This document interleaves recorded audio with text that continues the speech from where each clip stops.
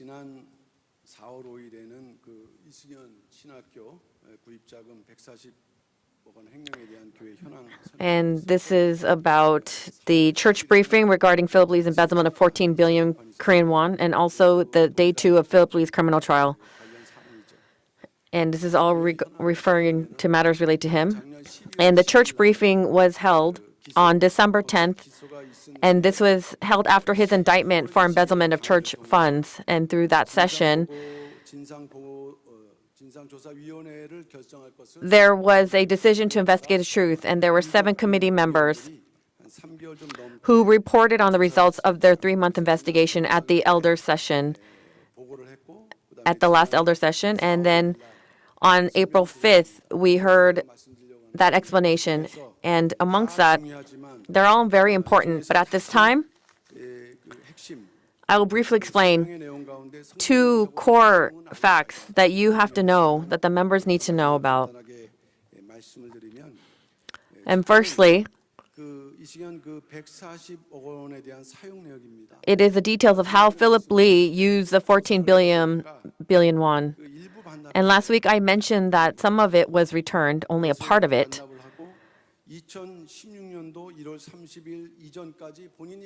But all the funds were used, that is, invested before January 30th, 2016, here and there.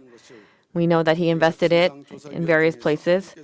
And one of the fact-finding committee members, he created a chart based on the financial data secured within the church. And let us look at it. Look at this diagram. And you probably won't understand what this is. If you look on the right-hand side, and there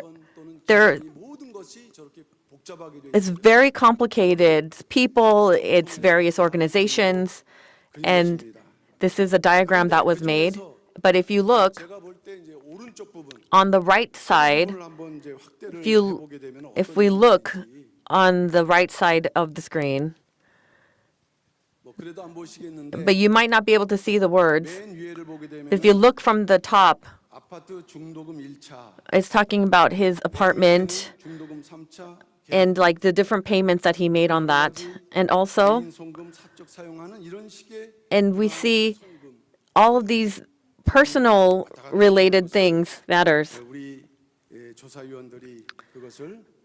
And we see that our fact-finding committee members were able to look at this, and these are things that were offered to the court. And also, it's a legal dispute concerning the copyright of the History of Redemption series. It's ongoing. And in this course of litigation, Philip Lee, he submitted a power of attorney to the court.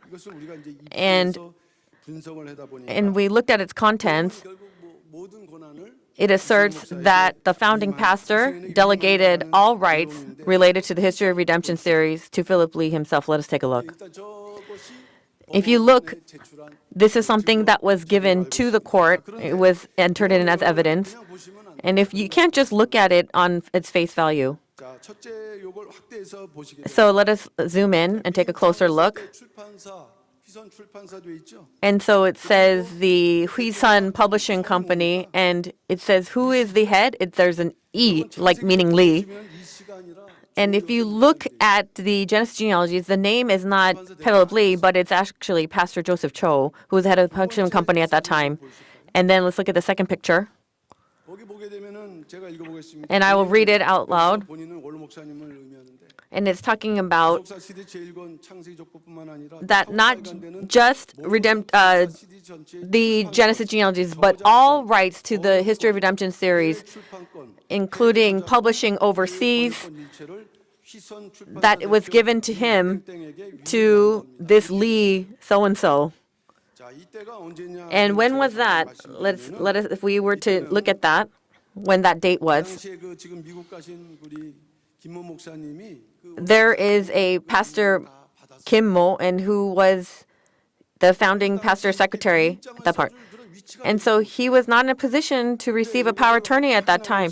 And so we have to look at the final picture and look at the date. What does it say as for the date? It says October 27th, 2007. 2007. That is when Book 1, we had an event for the publication book. It was like a Thanksgiving ceremony. And so that's saying that the founding pastor called him to be the power of attorney at that time. But there is a big mistake because up until then, there was no official registered seal by the founding pastor. And when did he make it, actually? It was May of 2008. And what is even more amazing, and this is not time to clap yet, and what is even more amazing is that May of 2008, he told the accounting office to date it and to securely store it. And so that is the reason to clap. And we're so shocked each time, but this is what has happened. He did things he wasn't supposed to do. It is such a great crime, this kind of falsity. And so if we look at the essence of what he is capable of, is wrongdoing, lies, and falsehood and greed. And so with the breakaway side hears about things, this is something that they must encounter him about. Because you cannot lie against a document. And because these legal proceedings are ongoing, you can't just look at it on face value. You have to think about all of the police investigations and the trial. And so we have to keep praying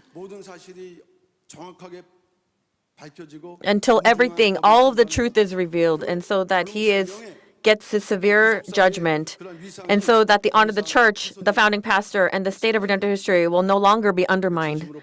So we really ask for your prayers. And then secondly, through the saints' offerings, we were able to get a truck. It's for the Huisang Garden. We only have one car, so one vehicle. And this is for the Huisang Garden at Yeoju. So it will be in operation starting Monday. And the men's ministry condolence vehicle hasn't been delivered yet, but I'll report when that is delivered as well. And thirdly, and tomorrow we will begin the Passion Week special services. And so we're not just worshiping, we actually have to start cleaning. And so it's starting, and also on Saturday, we have to take out all the pews from Rai Sanctuary, and we're undergoing a mass cleaning. So we need the help of a lot of people, and also what we are requesting is that when you look at each department, there are things that are so old that whether they're used or not, it can be like trash, and so they just leave it there forever. But if we really think that it's not necessary, then we need to get rid of it. And so, according to your respective departments, on this Saturday, we really ask everyone to come out. And if we really are going to keep a true Passion Week, let it really show him our hearts, and please know that he will work greatly within us. And lastly, and we talked about this, but we will have the first service after we haven't had it for a really long time. It's now being recovered. We don't know how many people will come, but we are starting the first service.